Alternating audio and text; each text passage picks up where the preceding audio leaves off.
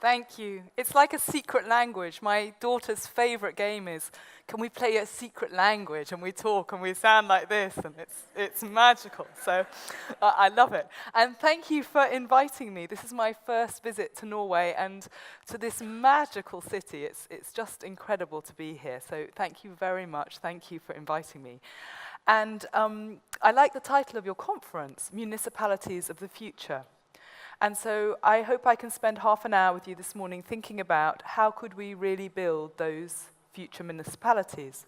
Because I think that right across the Western world, particularly in my country in Britain, but some of you are assuring me that also here in Norway, we're at a turning point because the models of welfare that were designed at the end of the Second World War that we had through the last century don't seem to be very effective in this century. We seem to be very good at managing problems, managing people again and again, but we don't seem to be very good at actually creating change and really solving some of those problems. So how can we make change? This is the question that I'd like to ask. And I want to share with you two examples of some of the work I've been doing over the last 10 years in Britain as a social entrepreneur. And at the heart of this work has been this question, which is, what is the good life in this century? And if we were starting again, how would we build welfare systems that really could make possible the good life for each and every citizen? And modern lives, they're not easy, you know, the pressures of work, the pressures of consumption, the pressures of family life. In Britain, good work is much harder to find, growing health problems, new challenges such as aging, immigration, climate change. And, you know, sometimes it seems, I'm sure you know from your professional experience, that these problems are there, all these problems right there in one person's life. And I want to tell you about someone like this I know. Her name's Ella. It's not her real name. I've disguised her location and her name. But in her life, she has problems of debt, problems of unemployment, mental health problems. She has health problems as well. Her children have been thrown out of school. She has problems with the police. And she's been in the welfare systems for a very long time. And when I met her, this is a picture of her family home, she was stuck. She'd been living with crisis for 40 years. She had an abusive partner. One of her children had been removed from the home by social services. And what she told me with kind of the greatest pain was that she felt that she was living exactly the same life as her mother before her, that her only experience really was being trapped in the welfare systems. And when I met her, there were 73 different professionals in her life. The municipality where she lived was running services out of 24 different departments. And Ella and her children and her partners were known to all of these departments. And this is just some of the people, this is the family, and these are just some of the people engaged in her life who we met. So the social workers, the housing officers, the home tutors because her children aren't in school, the benefits agency, the youth offending team, and so on.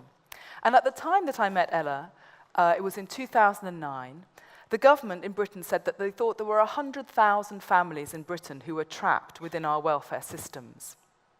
And they were trying to break a cycle of emotional, economic, and social deprivation and failing. And they also said that they thought that each of these families cost £250,000 a year to manage. That's about, 2.5 million kroner, I think, to manage each year.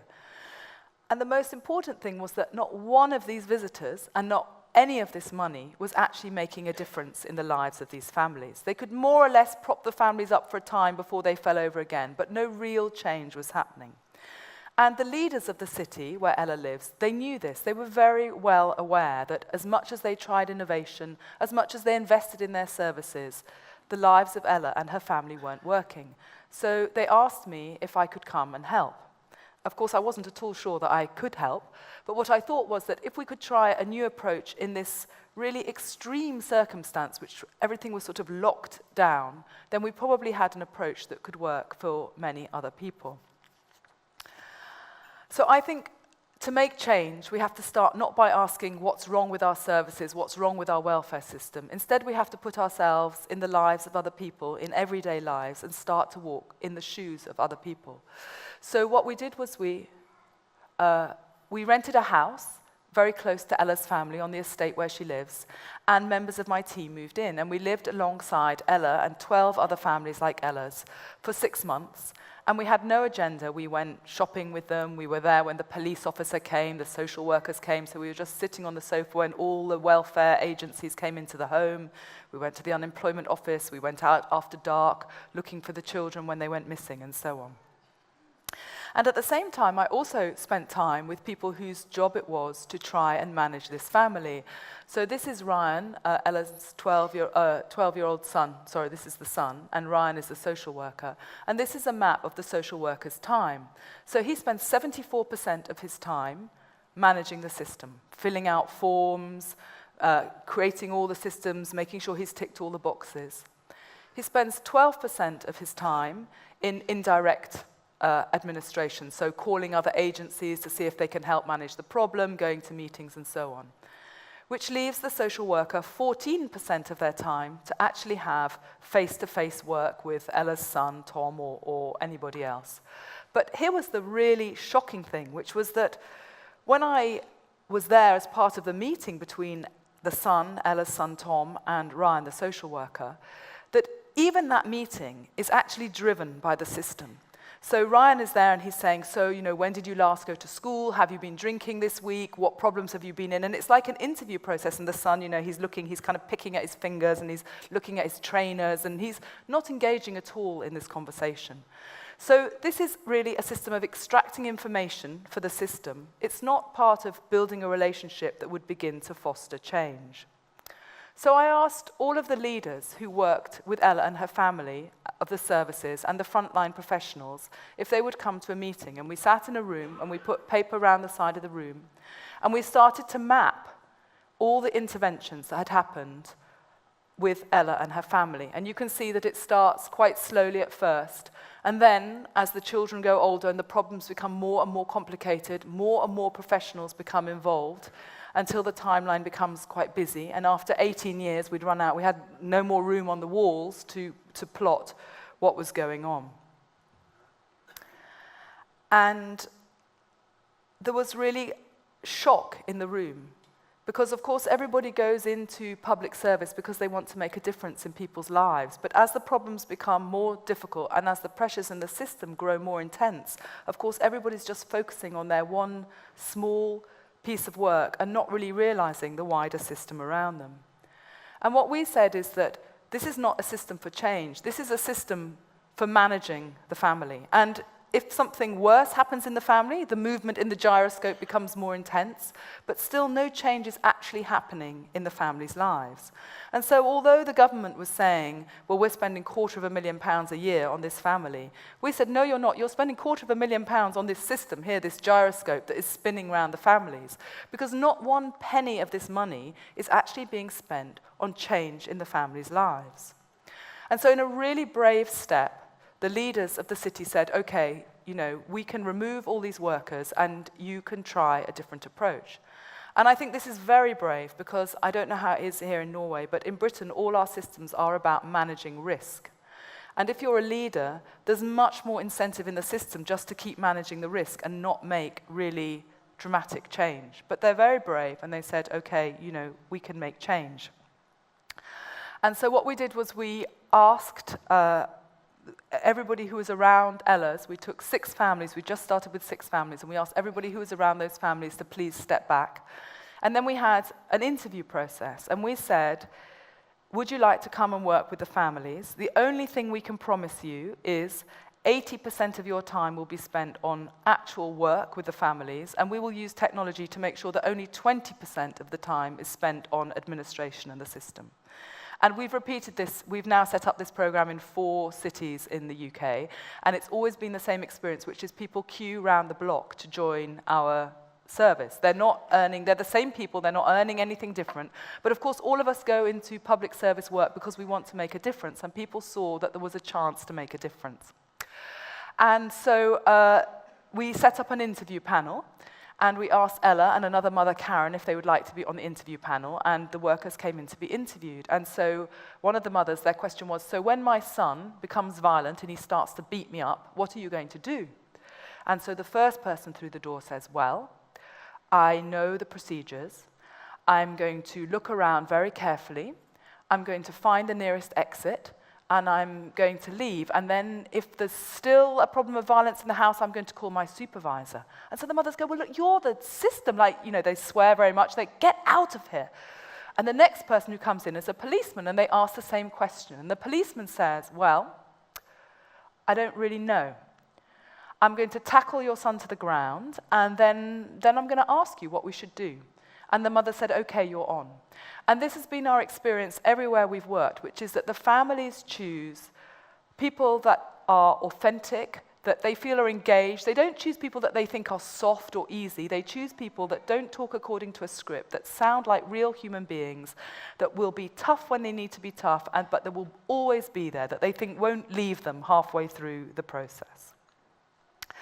And so then what we did was we gave the families and the team a very small budget that they could spend in any way they chose. And they started to kind of go out for outings. They went to McDonald's for a meal together. They began to kind of do up the houses, put the doors back on the hinges, repair things. And one of the families took the money to start a small social enterprise, anything, but they began to work together. And what started to grow through this process was a genuine relationship of trust between the workers, the professionals, and between the families. And then change started to happen. In a short space of time, quite big changes happened. Families that were meant to be evicted didn't need to be evicted. Different problems with children began to be sorted out. And the leaders of the city could already see the savings that we were making. And of course, the journey for Ella has had some big steps forwards and backwards. But she took an IT training course. She has her first job. Her children went back into school. And problems with the neighbors were sorted out, and she has her first friendships. So Ella led this process of change and is on a very different course. And what's important, I think, about this story is that all the same people have been involved in this transformation. The same families, the same professionals.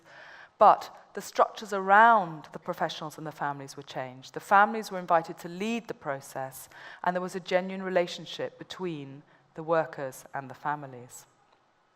We called our program the Life Program, and it has 4 stages. I have a website, a participant website, where you can see this program. I haven't got time to talk about it today, but if you're interested, you can see how it works and what the evaluations have been.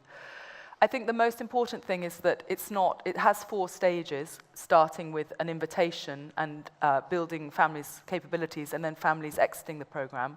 It's not really linear, but I have to have a kind of visual way of presenting it. But what's really important in this work of change is that this first phase, the invitation phase, is that we ask families who want to participate. And sometimes the municipalities where we work are very surprised. They're sure that if we don't force these families into a program, nothing will happen. But in every single case, except one where the municipality lost the courage to kind of hold the invitation stage, these families always have accepted our invitation and we've stood by them, waiting and creating to make an opening for change, and then the program can begin. So, what do I mean by relationships? What I mean is an authentic sense of belonging, a sense of connection to one another. I'm talking about the human bonds that we all have in our lives that encourage us to make change. If we think about making change, any of us in our lives, we do it with somebody beside us. We usually have the support of a friend. I'm talking about these natural human instincts. And it's no accident that our welfare services don't have these relationships inside them, because when our welfare state was designed in Britain, and we have this model that was exported all around the world, relationships were expressly designed out of our welfare systems. There was an idea that transactional services, arm's length bureaucracy, kind of anonymous systems, this was the way to solve our problems. But I think the nature of the problems we face, whether it's people trapped in our welfare systems like Ella or problems of chronic disease, mean that we need very different ways of problem solving. And these are ways of problem solving where motivation is important, where we have to be engaged as workers and also as those seeking to make the change in our own lives. And so I think that these relational approaches are more suited to the problems we have today. And let me just give you the final example. So I don't know if you know what is one of the biggest killers today, as big a killer as a lifetime of smoking. Do you know what this big killer we have is? It's loneliness. Yeah, it's loneliness. And in Britain, we have an epidemic of loneliness. According to government data in the UK, 1 person in 3 over the age of 60 only talks to another person once a week. 1 person in 10, that's nearly 1 million people, only talks to somebody else once a month. And I think this problem is not specific to Britain, actually. I think this problem is a problem of the Western world, and even more intense, actually, in countries like China, where processes of mass migration mean that younger people are moving to the cities, leaving older people isolated alone in villages. And most people who are lonely, not everybody, but most people are elderly. And so about 10 years ago, I wanted to understand this problem, and I wanted to think particularly about older people, like how could we have a kind of rich third age? And so we went out and we worked, first of all, with a small group. This is what we do, work with small groups and then continually expanding, looking at how do people want to live their life? I mean, when our welfare systems were designed, people retired, they lived a few years, and then they died. Now we have this potential for a third age of life, and we can use it in a completely different way. And people told us that they wanted, I'm not sure if it's working. Yeah. People told us that they wanted essentially two things. They wanted help with little things in life. So they want somebody to go up a ladder, change the light bulb, before they fall over and end up in hospital. And they want to be socially connected. A lot of people have spent time maybe moving for retirement or looking after another person and then losing connection with their friends. And people want to make friends and to do things with friends. And they want to do this not in a way, we have lots of befriending charities in Britain, but nobody wants to be befriended. Nobody wants something done to them. What people want is like what I want, and probably what you want, which is to make friends with people that share your interests and want to do the same things with you that you like to do. And people also told us they wanted to have a sense of purpose in life. So we set up a program, a membership organization, which we call Circle. And what Circle does is it gives all of its members, for a low fee, an 0800 number, and you can call this number for any help that you need. And people call for so many reasons. They call because they want somebody to talk to, they call because their pets are unwell, they call because they're coming out of hospital and they've had an operation and they need some help in their home. And we also provide a rich social calendar. And some of these things are like here, these gentlemen just having a beer in their neighborhood. Some of them are theater trips. You name it, we have this very, very rich social calendar. And that's it, really. People join, and they get busy, and they get help on demand. And I want to tell you about the story of Belinda, who's the lady here in blue. So Belinda, who is a member of a circle in a rural area in Britain, we've set up lots of these circles now, called her local circle to say that she was going into hospital for a knee operation. And Damien, who run the local circle, said, okay, what help do you need? And she said, oh no, I'm completely fine because, I've got Tony coming in to do the gardening, Melissa and Joe are going to do the shopping, somebody's coming to cook, and so on. And in total, 5 other circle members had organized themselves to look after Belinda. And Belinda is in her 80s, although she says, she looks fantastic and she says she feels 25 inside. But she also says that when she joined Circle, she did feel lonely and cut off. But the simple process of creating this organization and then persuading her to come, maybe just for the first coffee morning, and introduce her until she made friends, has created a system where that support is there for Belinda. And this is something that we've seen over time with the circles that are long established, which is the longer they run, the more the relationships take over. We start off with our 0800 number providing support to the members, but increasingly the members begin to take care of themselves. I'm not sure what's next. I don't want that, but anyway, I can come to that. But again, you can see we've had evaluations. We have about 10,000 Circle members.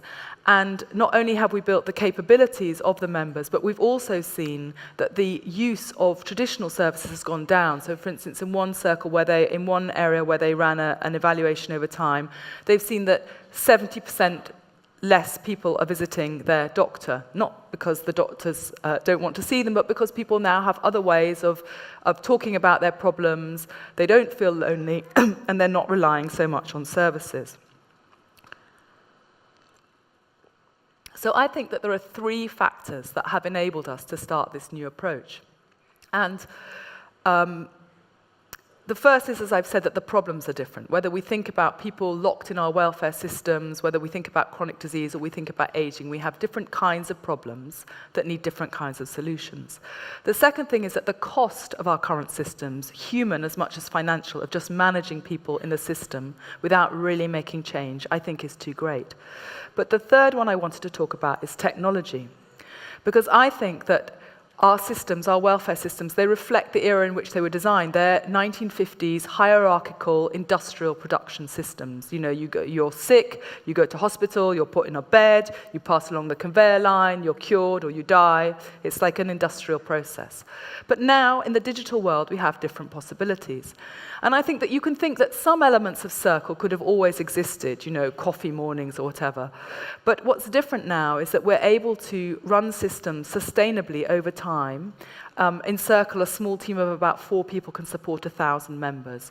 And it's because of this, it's because of technology, and because we can invert the business models. So in the case of Circle, what we used was, we just use whatever exists, mobile phones, we used Salesforce, a customer relationship management system, and we kind of hacked it together for ourselves. And it's entirely demand-driven. So all the usual things that go around older people's services like minibuses, buildings, have all gone. What we have is 4 people, a technology system, able to respond on demand, able to know each member and what they want, and also to connect horizontally members together to solve each other's problems. Okay, John, you want a lift here. Tom is ready and able to give you that lift now. So this has been completely transformative and a way that we're able to turn the models on their heads. So I think it's relationships underpinned by technology that enable us literally to turn the models upside down. Because our current models are scarcity models. What they say is, we don't have much resource, we have, let's say, a lot of older people, we need to manage the queue, and we need to have ways of parceling out our service. In all the services I've observed in the UK, 80% of the resource of professionals, as much as money, is spent managing the queue, deciding who should have access, governing who can get on the conveyor belt. But our services are different. We say, the more people who come in, the better. Circle, the more members, the more relationships, the more resource. It's completely open. Fantastic. Everybody in will have a much stronger service. So finally, let me just tell you very briefly about employment. We've worked on various different services, so I just want to give you the idea that the philosophy works in many different situations. In Britain, as in all around the world, our services were designed above all to get people into work, education systems for work, and help them when they're not in work. And today, again, these systems are failing. In Britain, 66% of people who join this queue have been in this queue 3, 10, 17 times before. And what's changed as well is the way that we find work. 8 out of 10 jobs are no longer advertised. So it turns out that the best way into work is to know people, and to know people who are not like you. Not maybe your other unemployed friend, but people who are in work, who have opportunities. So we set about building a system which we call Backer, which was, again, with very technology to run communities, but to get people, once we'd connected them online, meeting face-to-face, and to connect people who are in and out of work together to work together and find a route into work. I haven't got time to tell you about the whole story, but what I can say is that running a longitudinal evaluation over time, we've seen that we are able to outperform traditional services by a factor of 3 at a fraction of a cost. And again, it's relationships underpinned by technology that are making the difference. So relational welfare is, I think, about a profound shift from managing people to working with people, working alongside people to foster a core set of capabilities. It's moving from how can I manage your needs to how can I foster this set of capabilities. And I'm sure many of you know about the capability approach. It's got deep roots. I mean, it stretches back to the work of Aristotle, but in this century, Amartya Sen, the Nobel Prize-winning economist, and Martha Nussbaum, the philosopher, have developed this very rigorous approach, which says it's not enough to provide people with an opportunity. We can't say that there are opportunities out there. We have to think, really, what does it take for somebody to actually be able to grasp or to use that opportunity? And we have to foster the deeper capabilities of the ability to work and learn, of health, inner health, mental health, of connections in the community, and above all, relationships, to make it possible to take up these opportunities. And so in the work that we've done, we've measured according to traditional outcomes, we've measured whether we're saving money, but we've also developed our own set of capability measures in all the work we've done. And what's really been interesting over time through this measurement system is that what we've seen, it's like a game of Jenga, that you can take out everything else, but at the core, what is making the difference in the things that we've designed are the relationships. And that's why I've called it relational welfare, because we can see that ultimately building systems that have relationships at their heart, that understand the problems through a lens of relationships, that foster connections between people, not just up and down, and that create new roles where workers can work in new ways, in engaged ways. This is the way that we can bring about change and that we can sustain change today. So thank you very much.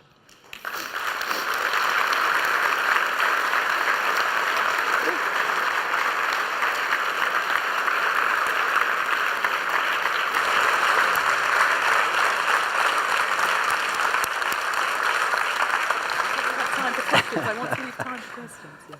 Excellent, Hilary. Thank you so much for the inspiration.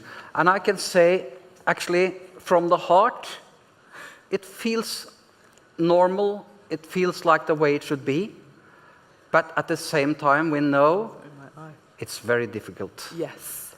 It's very difficult. First, we would like to hear, how did you start this journey? What started your engagement to create a different relationship, to build on a different set of roles? Yes. So I'm not crying. I just have something in my eye. So I think my background, I'm a community worker, and I think what I have seen over time, again and again, is that the problems that those of us who are in power perceive to be the problem is never the same problem as the problem underground. And we go out there and we say that we're engaging with the community, but we're designing the questions, and then we get the answers that we want to hear. Can I give you an example? Definitely. Have I got time? So, please. I mean, I started off working in Latin America, and I worked for a very big international charity called CARE International. Maybe you've heard of this charity.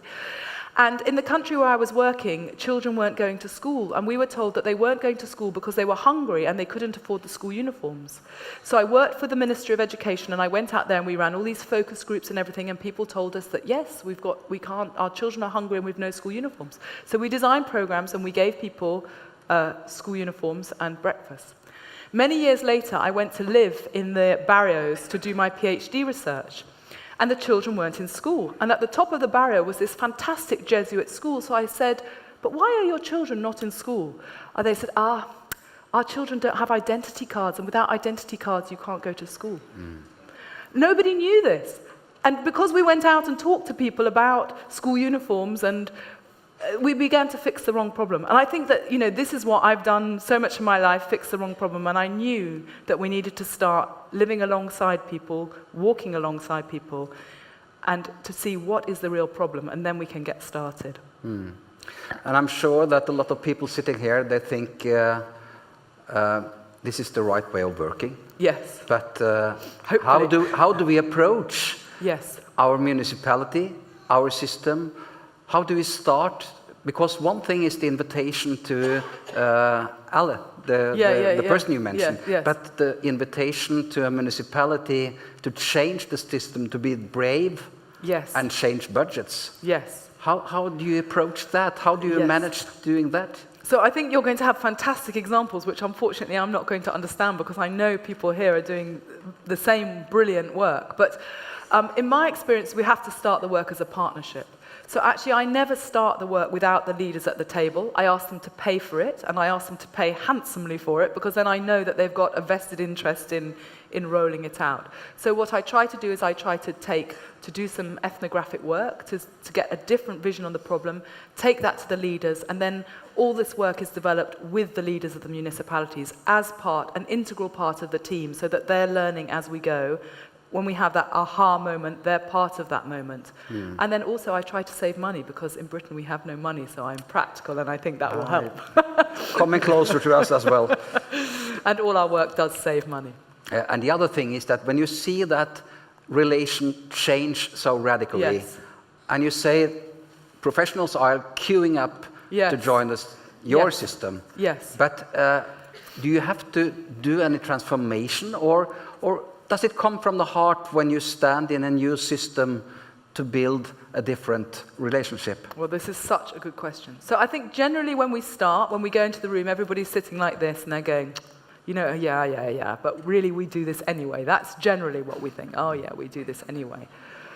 So wherever we go, people say we already do this. But actually, then when they're part of the work, they see that they don't do this anyway. I think that what's really important is incredibly brave leadership. Like everywhere where our work has really taken off, it's not because of us, it's because leaders have championed it and created the space for it. Because what happens in the beginning is everybody says this is great, and then when it starts to grow and begins to spread into other parts of the system, of course people are not so sure. Maybe their jobs are going to change and money is going to move in a different way, and people close down. But we have very good experiences, for instance, with the life work in Britain in one city, for instance, in Wigan, part of Greater Manchester, where the leaders have taken this work, and actually what they've done is they first of all worked with families, then they went into children's services. Now they've taken the qualities that we see as a relational worker through the whole city. So if you're the accountant, if you work in HR, whatever it is, you're interviewed according to these same characteristics. So the whole culture is changing. But yes, in the beginning we did lots of training, but not classroom training, experiential training. We said to other people, the Prime Minister, for example, come and meet Ella. And in this way, having that experience of actually, the Prime Minister meeting Ella begins to kind of create a sort of experience of that change. Great. It's a big, long story, but in a nutshell. Yeah. Thank you so much. Thank you for inviting me.